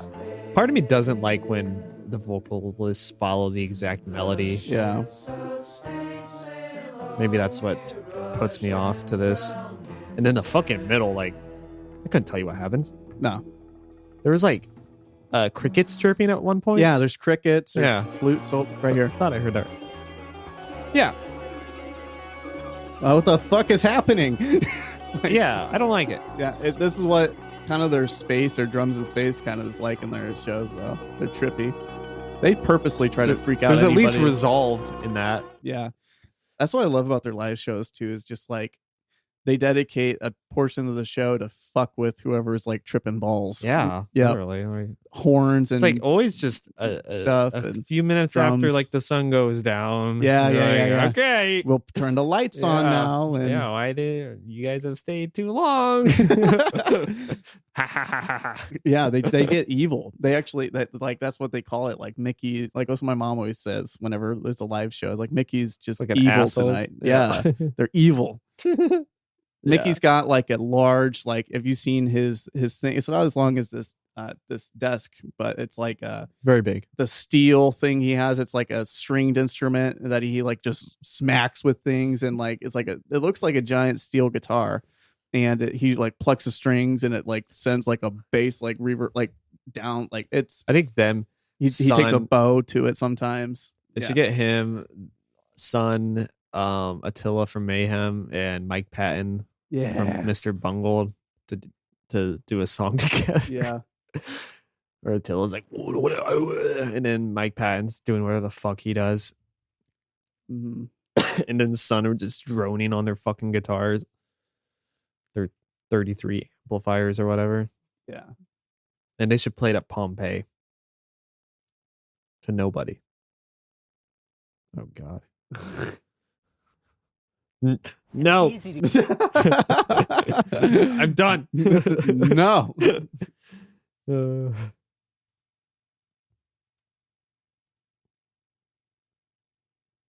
I'm not ready. So this is kind of the thing to expect at like a Dead and Company show, or like, yeah. This is. Yep. The visuals are like all on the stage. Fractals and stuff. Have they ever played Blues for Allah as Dead and Company? I don't think so. No. I mean, it would fit in pretty well, like if they reworked it in the drums. Like they could literally go right in the drums. I don't think anyone would be mad. Is this Iron Maiden? Oh. What's happening? Anybody that's on hallucinogens at the show is in hell right now. I don't remember being this techno. They change it up almost every season, like with like the sounds they have. It's cool. So I know Bill, he had to miss a few shows because he was sick, wasn't doing very well. I think he's okay now, but what year is this? Is this 2016? Yep. Oh, yeah. This is Mickey Hart for anybody that is watching. I believe this is the instrument here, maybe. It looks a little nice if we had an unobstructed view of it. Yeah. He's just doing things. No, is that a theremin? What is he doing? And for context, when you're here, you actually see that. That's not on the TV. That's like what you actually see. Yeah. Like that's in your eyes. Yes. Yeah. just want to throw that out there. Even you do see triple like that. Oh man. I'm trying to see if I can find that kaleidoscope. This is where he pulls out the fucking horns. I like his golf gloves.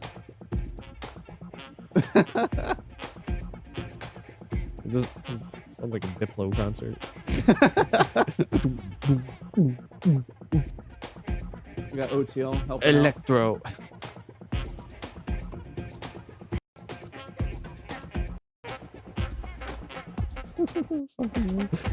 This is their job. Let me see if I can. Just wandering in a Guitar Center. Yep. That's pretty much what Drums in Space is. Okay. You do that thing. You hit that little triangle. Oh, fabulous. When did they start doing drums in space in their live shows? Do you think it was pre-Blues for Allah? I think they invited one show. I think the history goes as they invited like actual like a tribe of drummers to come in on stage, and ever since then it just kind of took off. Oh, and they just incorporated that into their shows. That's neat. Because yeah, overall, I mean, they've always been psychedelic, but it feels like Blues for Allah is when they like they finalize their palette of sounds. Mm-hmm. And then Terrapin Station came out after this, and then they mastered like recording a long song. Then the fucking 80s happened. But hey, I mean, they didn't totally change it up like so many bands like Yes did in the 80s, or Genesis. Right. It's like, goddamn. It just showed an image of that. Okay, this is like filmed from a cell phone. This thing right here. This is what I was talking about. A steel guitar? It's a giant steel guitar thing. Like, look at the gauges on these fucking things. That's big. Every good band's got a steel guitar player, like Swans. You hear the noise that's coming off of this thing? Oh. Is that the note from Beat It?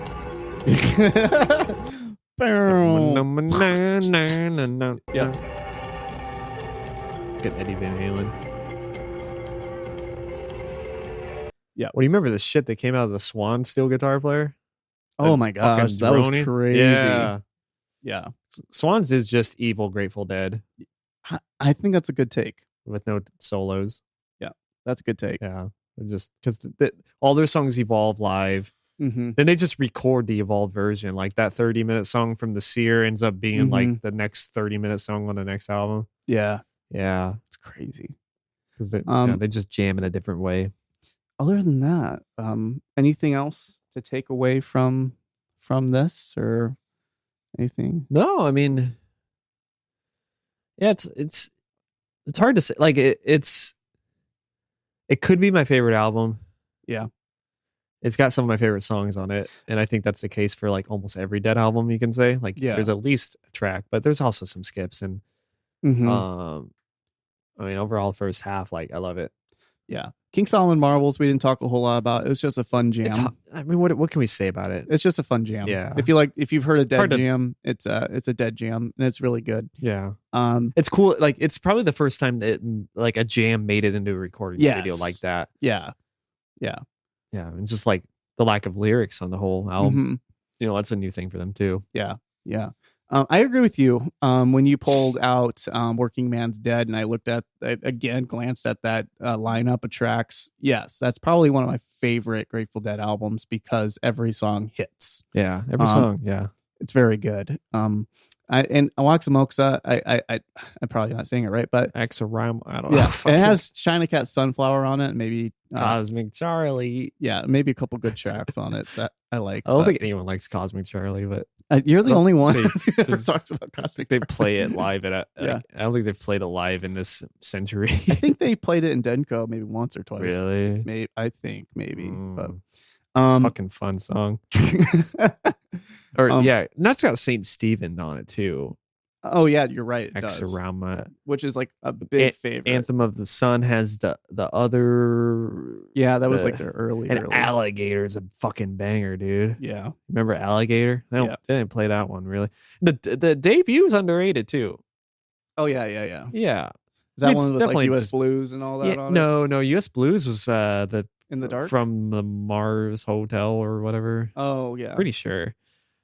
In the Go to Heaven is a good one too. West LA that's Fade new. Away. That's not new, but it's like 1980.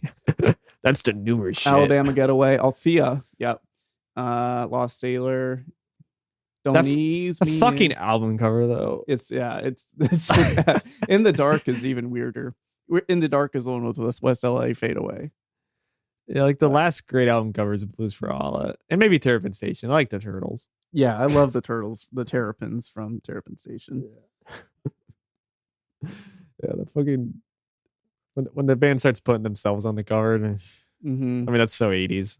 Yeah, it's pretty bad. It's a pretty atrocious fucking album cover. There's a touch of gray. Like, what do you mean? Jerry's have been gray since the band started. Yeah. He was only 50 and he was looking that like gray and white. It's fucking awesome. He just seems like a very wise man, like even in his youth. Awaxamoxa, Saint Stephen, doing that rag, China Cat Sunflower is probably one of my favorite trippy kind of Grateful Dead tracks. Charlie. I love this China Cat riff. Oh yeah. And that's actually Bobby doing that. That's a Bobby. Back to riff. Cosmic Charlie. I feel like MGMT heard that song and they made their band around this. Yeah.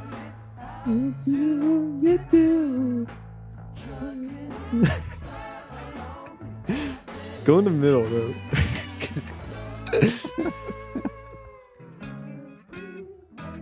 Why don't they play this?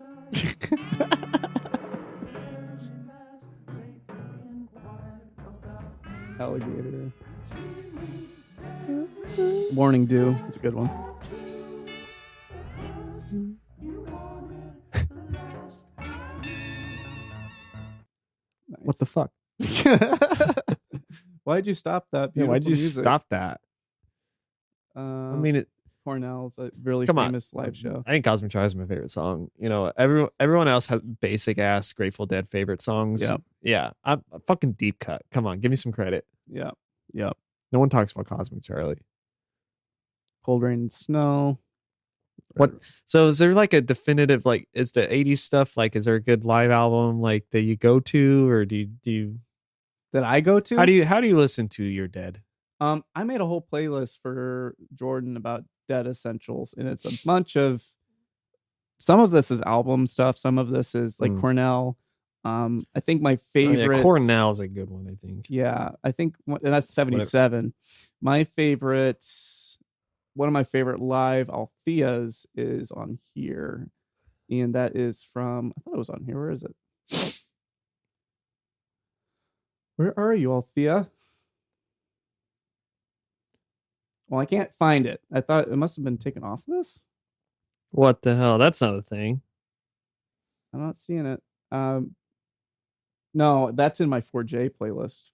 No, I'm not going to show that. Oh, you got some sexy songs on there. Let me actually look at the. I just don't want to be roasted.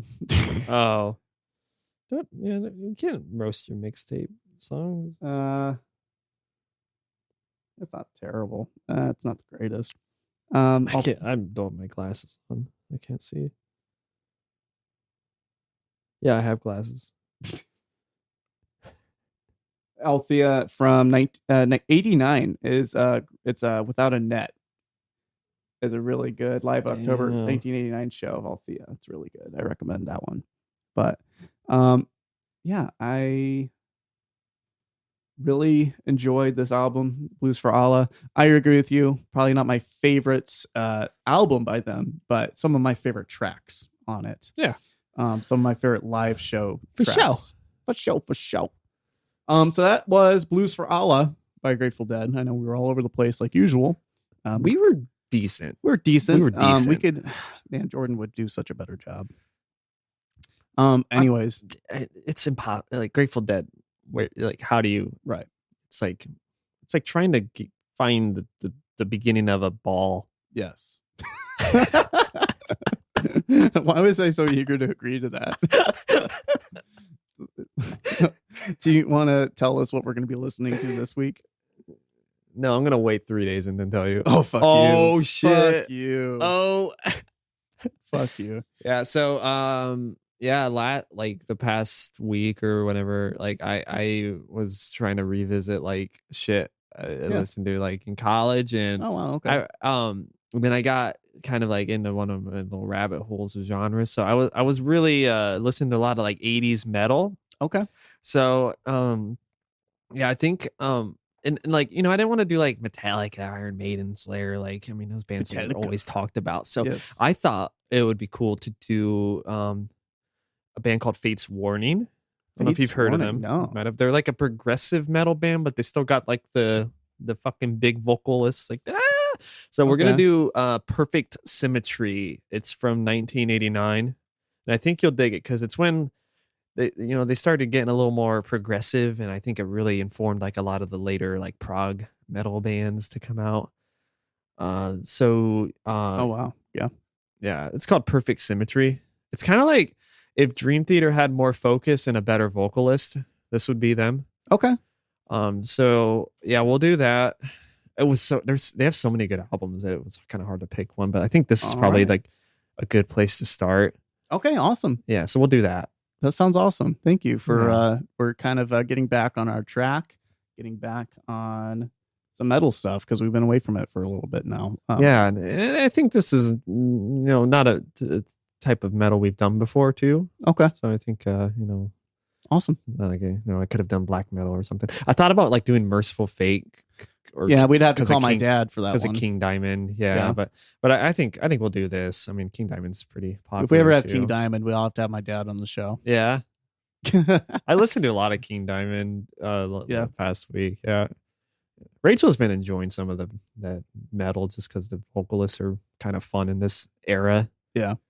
Just the high falsettos. Yeah. I'm bummed just because of how little I remember of that King Diamond concert. I watched a couple live videos though. I remember like the old lady witch in the wheelchair that he like beat the shit out of on stage, and yeah, that was a fun show. But I wish I like paid attention better. Yeah, it's like, we're here for fucking Slayer, and then you come away and you're like, well, King Diamond kind of stole the show. Yeah. I remember we both left that thinking that King Diamond was definitely the better. The fucking band was great. Yeah, just the guitar players there. Yeah. There was a live concert I was watching, and I was just like, man, these guys are fucking great. Like he's good too, but like, damn, like he's got the fucking support. Yeah. And it's funny because Merciful Fate broke up because the guitar player wanted to go in like a more commercial direction. Oh wow, really? King Diamond's like, fuck that. And then I listened to like a snippet of the band that guy went on to make, and it's like literally like sounds like Foreigner. Oh really? And I'm just picturing King Diamond like trying to do this fucking love song sounding shit. Yeah. So Fate's Warning, they're decently popular, but not as popular. Yeah, I can see that by their plays. Yeah, they got some hits for sure. So okay, I think they're just under the water a little bit. I mean, we had like the Black album that came out like around this time too, didn't we? So I mean, like they got buried. Yeah, I got a little buried. Yeah, unfortunately. So okay, but I think you'll dig it because it's catchy, but it's also got a lot of odd time signatures and shit. And I'm looking forward to it. Weird moments. Yeah, it's a good guitar album. Awesome. Yeah. All right. So we'll be back next week, and we'll talk about Perfect Symmetry by Fate's Warning. Wow, it's so good to see you again, Brock. So good to see you too. And we'll be back next week. Quite the jump in genres for sure. Quite the jump. Yeah. All right. Thank you guys. This has been Ear Burners. Thank you. I'm gonna go smoke some ribs. Nice. I'm gonna take a piss. Okay. And then watch RuPaul. Nice. With are you going over to her folks? Mm-hmm. Have fun. Is that like your guys' Sunday tradition now? Just go over there, watch some RuPaul, or watch some RuPaul, 90 Day Fiance. Nice. Battery sufficiently charged. Awesome. Good. Sufficiently is good. Sufficient is always good. Yeah. All right. Seems like a non-committed word though.